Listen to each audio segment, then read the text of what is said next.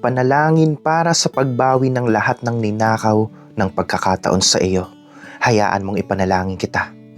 Panginoon, lumalapit ako sa iyo para sa kapatid ko na nanonood ngayon na tila nangihina dahil sa mga bagay na nawala sa kanya. Mga pangarap na naudlot, oras na nasayang at kagalakang ninakaw ng mga pagsubok. Panginoon, ikaw ang Diyos na nagpapanumbalik.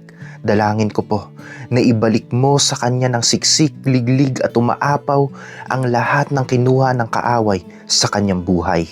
In the name of Jesus, alisin mo ang hapdi ng kahapon at palitan mo ito ng isang bagong sigla na hindi niya inaasahan. Ipagkalaob mo sa kanya ang tapang na magsimula muli ng may matatag na pananampalataya. Panginoon, maghimala ka sa kanyang mga kamay upang ang lahat ng kanyang hawakan ay muling mabuhay at magbunga ng tagumpay.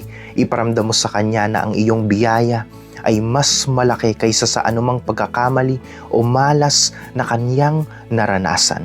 Ipinapahayag ko sa sandaling ito, tapos na ang panahon ng iyong pagkakait at bumubukas na ang langit para sa iyong pinakahihintay na pagbawi at pag-unlad.